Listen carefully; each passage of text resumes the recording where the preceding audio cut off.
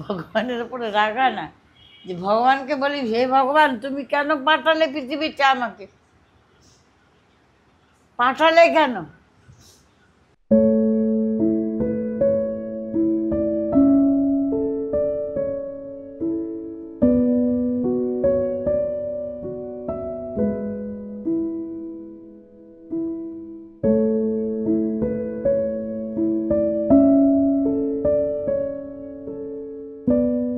আমার নাম হলো জয়ন্তী পাল, আর বয়স হলো 72। লোকের বাড়ি কাজ করে খাই। কাজ না করলে কে খাবে বলো? মাসে এই 6,000 টাকা মতন ওঠে। মা মরে গেল, তারপরে বাবা 2 বছর বাদে আবার বিয়ে করলো। করে ব্যাস তখন আমাকে বাড়ির থেকে তাড়িয়ে দিল।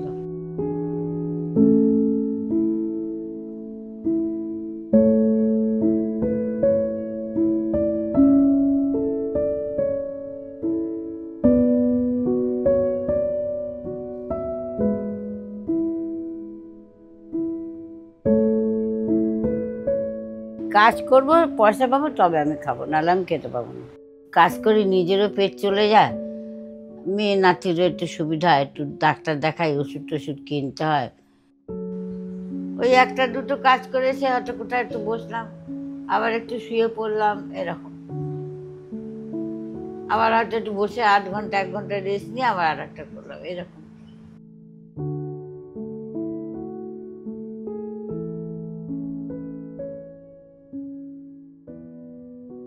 আমি ডাক্তার দেখাতে যাই, আমার নিজের, ওরা তো যা দেখার দেখে, আর সরকার থেকে কোনো কিছু সাহায্য পাই না।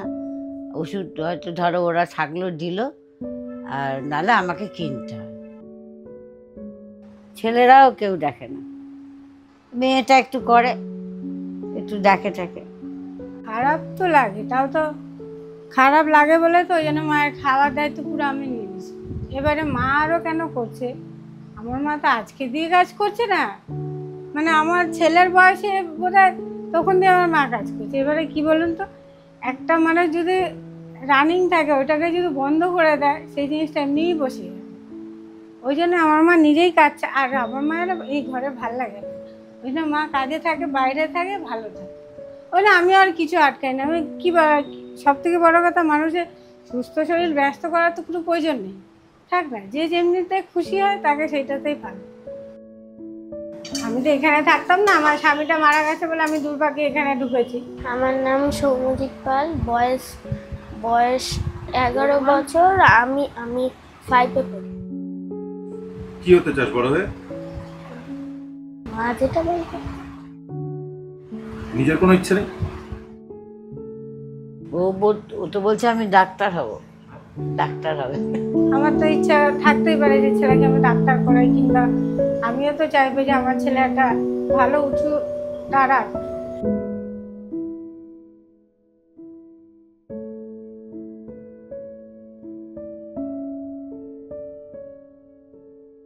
এইটা আমার ছেলের একা। আমার ছেলে কালী ঠাকুরের খুব ভক্ত। কি কি খেতে ভালো লাগে একবার বলতো?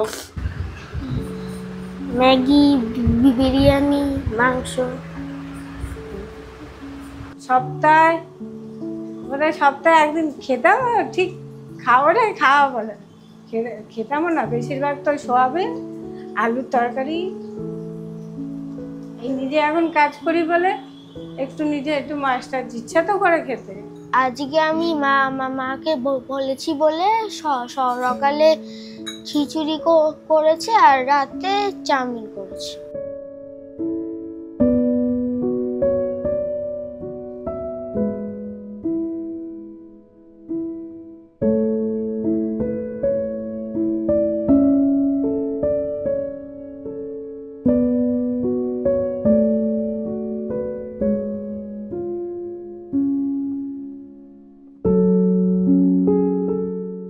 ফেলাতে আগে টালির বাড়িতে ছিলাম, টালির বাড়িতে ভাড়া থাকতাম। এবারে প্রমোটার ফ্ল্যাট করলো, তখন ওই আমাকে একটা ঘর দিয়েছে। তাও এই ঘরটা, এই ছেলেদের ঝামেলার জন্য এই ঘরটা আমাকে বেঁচে দিতে হবে।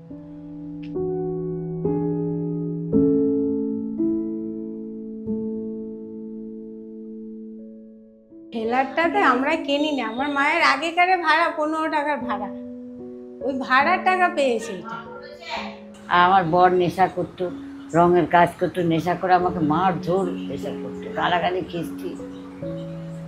ছোটবেলা থেকে কষ্ট করে যাচ্ছি এবং এখনো পর্যন্ত কষ্ট করে যাচ্ছি, রোজ কাঁদি ভোরবেলা উঠে।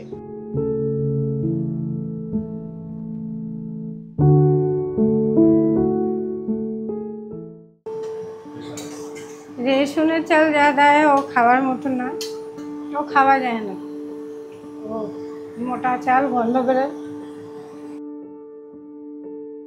সকালবেলা কাঠের চালে রান্না হতো, আর বিকেলবেলাটা বাবা রুটি খেতে বলে এই শুধু স্টোভে রুটি করা হতো, ওই জন্য আমাদের আঁকা করা স্টোভ। মাসি যে আমার বাড়ি কাজ করে 72 বছর বয়সে, মানে ভাবতে গেলে ব্যাপারটাতে খুবই মানবিক একটা ব্যাপার, মানে দিক রয়েছে যে এত বয়সে তাকে কাজ করতে হচ্ছে। এরম একজনকে কাজে রাখতে যথেষ্ট কষ্টবোধ হয়, কিন্তু সঙ্গে এটাও ভাবি যে কোথাও না কোথাও তো ওকে কাজ করেই খেতে হবে। একটু ভালো খাবো, ভালো পড়বে, এইটাই আশা ছিল, কিন্তু ভগবান এই আশা পূরণ করলো না।